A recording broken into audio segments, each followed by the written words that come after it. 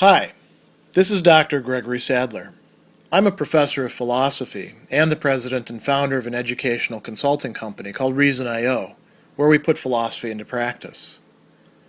I've studied and taught philosophy for over 20 years, and I find that many people run into difficulties reading classic philosophical texts. Sometimes it's the way things are said or how the text is structured. But the concepts themselves are not always that complicated, and that's where I come in. To help students and lifelong learners, I've been producing longer lecture videos and posting them to YouTube. Many viewers say they find them useful. What you're currently watching is part of a new series of shorter videos, each of them focused on one core concept from an important philosophical text. I hope you find it useful as well. In Chapter 8 of Notes from Underground, Fyodor Dostoevsky has this extended passage where he's discussing the relationship between reason and desire. And will and wish are also brought in there, as are the sort of utopian or humanitarian, or whatever we want to call them, plans of reformers, people who want to change society, people who want to gradually change or improve or unveil genuine human nature as they take it. And I think this would apply to many moral philosophers as well, not just those engaged in, you might say, political and social projects, but also those who are focused on just one's own self-improvement.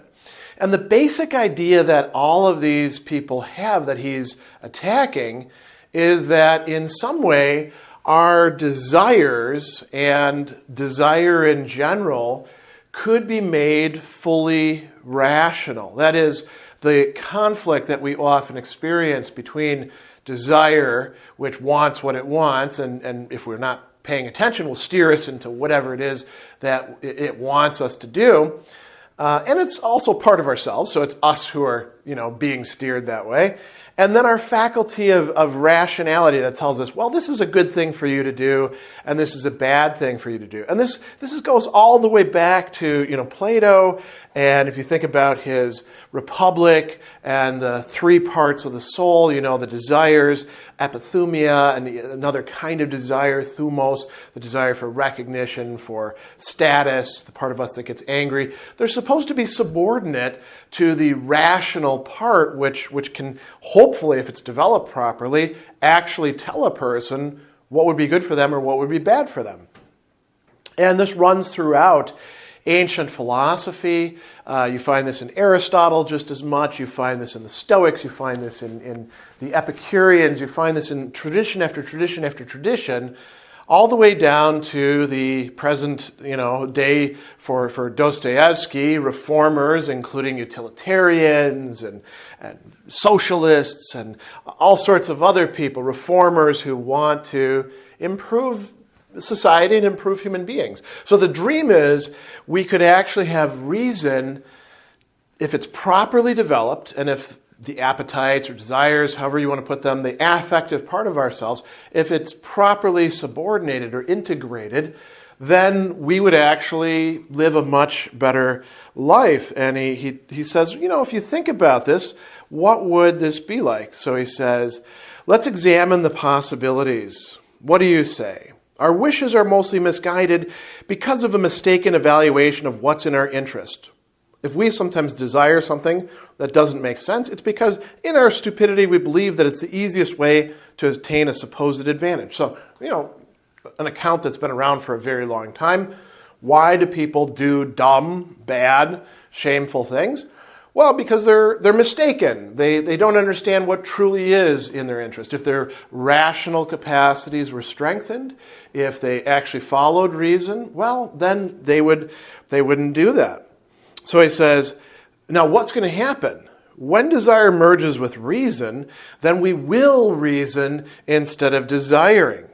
It will be impossible to retain reason and desire something senseless that is harmful. So, if I desire coffee after coffee after coffee, drinking 3-4 pots a day, and my doctor points out to me, listen, you really need to cut back on the caffeine consumption.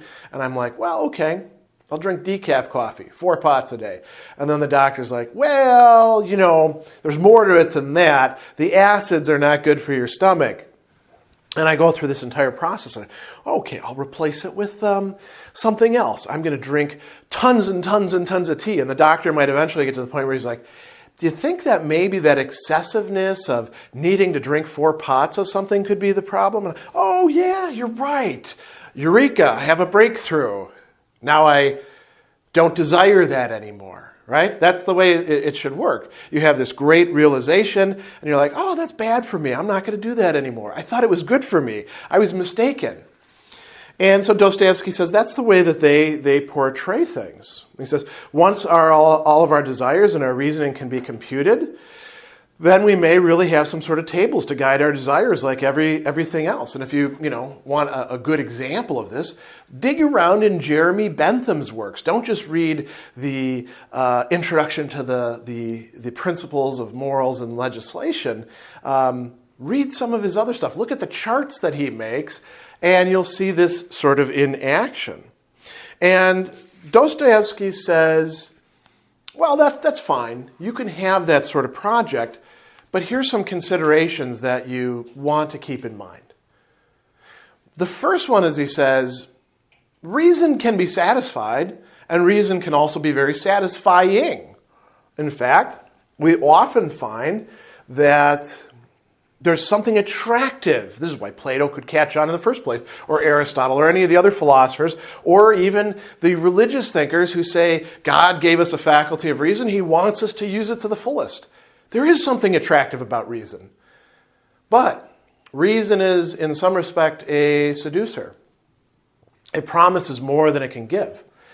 Dostoevsky says reason satisfies only the human being's rational requirements. It does not satisfy all of our other requirements. And he guesses or specifies just how much reason would actually apply to. He says, maybe 1/20 of our lives, 1/20 of the whole. He says, I instinctively want to live, to exercise all the aspects of life in me, not only reason, which amounts to perhaps 1/20 of the whole. Maybe in some people it's 1/100th. Maybe in some people it's 1/5. Maybe in some people it's even 1, half, or let's say it's 99%. If there's something that is left out, the person is not going to be completely satisfied. And the problem is that reason can't recognize and can't acknowledge that it's not being completely satisfying. So he says, reason is only reason. It only satisfies our rational requirements. Desire, on the other hand, is the manifestation of life itself, of all of life. And it encompasses everything from reason down to scratching oneself. So desire is, in some respect, more encompassing, and reason is just a part of it, or reason is just within, desire's purview rather than desire being within reasons. You could think of reason as a way in which, perhaps he's not saying this here, but we could extrapolate this as a way in which desire works upon itself. That would make perfect sense. So desire is of a much wider extent. It includes scratching yourself. It includes what you want to eat. It includes all the things that, don't seem to be quite so amenable to reason, which would probably include also our moral life, our beliefs about what, is ultimate, romantic entanglements, enemies, friends, pick whatever it is that you like, all the way down to what sort of candy or beer or coffee you prefer. Much of these things have an immediate relationship with desire that is lacking when we think about reason. So he goes on and he says, what does reason know? It knows only what it has had time to learn. This is another fundamental distinction between reason and desire. Reason is really powerful, but it can't take into account what it doesn't know adequately. It's blind in that respect. It's blind to what it's blind about. Somebody, came up, and I'm sure it's not Rumsfeld originally coming up with this, the distinction between known unknowns and unknown unknowns. Rumsfeld got a lot of heat for this, but it's actually a really brilliant distinction. Reason doesn't know what it doesn't know. Though there's lots of unknown unknowns.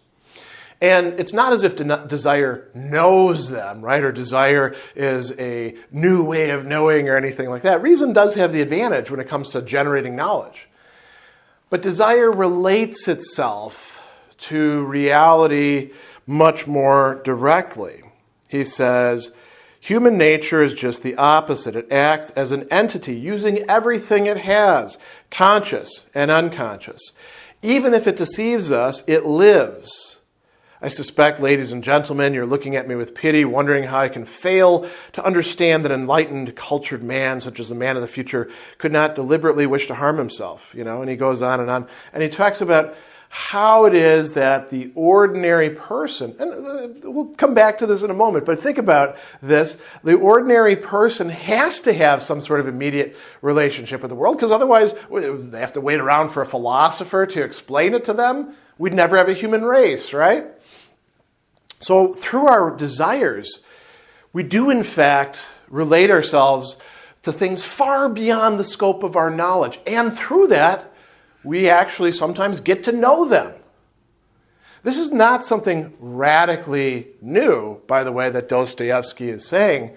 Just to give you one example of somebody else who thinks something sort of like that, although he'd reject some of the underground man's premises. Think about Thomas Aquinas, right? The intellect knows reality in certain ways. It knows it under the aspect of the true. But the will knows reality in a certain respect even more directly. Even though it doesn't necessarily cognize it and does so through practicality, right? The realm of practical reasoning, in which desires and pursuit are analogous to affirmation, right? And aversion and going away are analogous, but not exactly the same as denial. The will grasps the good and grasps reality as such, which even actually opens up a realm for our emotions to, in a certain way, be a thing a mode connecting us to life more directly. Now, of course, Thomas is more of a rationalist than this underground man. He's got a great deal of confidence in reason. But we can see that this is a part of the philosophical tradition. We don't have to go to somebody like Hume saying reason can only be the slave of the passions to recognize that the realm of desire may in fact be much wider than the realm of rationality, according to the underground man. He brings up another really important set of points as well. And we touched on this in talking about desire being more encompassing than reason or rationality. Desire always possesses a certain priority, not only a practical one, but we could say an ontological one at the very core of human being, over rationality. He tells us that desire can, if it wishes, agree with reason. That's up to desire. We often think that reason in some way, or we portray reason as in some way being able to coerce and impose itself upon desire. Unless desire actually decides to go along with it, sort of like indulging one's, eccentric uncle and saying, oh, yeah, I'll go take a walk with you. Let's see where we're going, rationality. If desire doesn't choose to do that, then reason can talk and blather all at once, but it's really just talking to itself. Desire is already thinking about the stuff that it wants and not paying any attention to what reason was. A great emblem of this could be thinking about the typical college classroom, where we know from psychological experiments that many of the students are not actually paying attention the entire time the way an instructor might believe that they are. And it's up to the instructor to somehow reach the students, and sometimes the students won't be reached. There are some days where nobody's paying any attention whatsoever because their minds are on something else.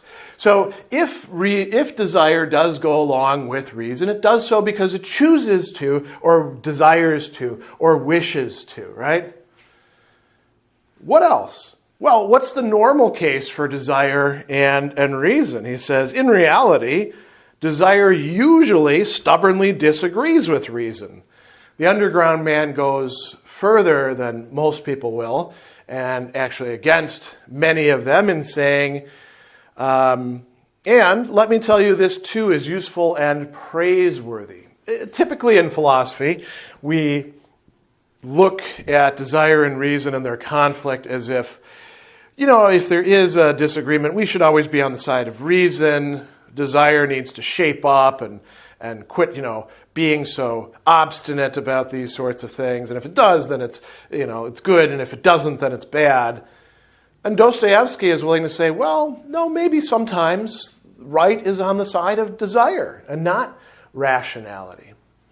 The last thing, and this leads us into other discussions, is that perhaps it can be a desire for us that we get to desire, that we get to follow our desires, even if they are irrational. As he says a little bit earlier, talking about the stone wall and saying that it's sort of the metaphysical equivalent of people saying 2 + 2 = 4, he says, yes, I totally recognize that. The rational part of me grasps that. That doesn't mean that I have to accept it.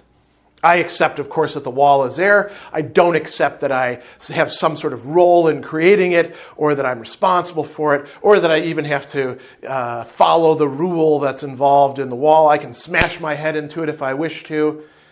Perhaps it is true that we actually have a desire to be able to desire. And you might call this, following Harry Frankfurt, a second-order desire, if you like. Dostoevsky is talking about this a long time before that, well over 100 years. And this would be a desire to actually get to decide things for ourselves.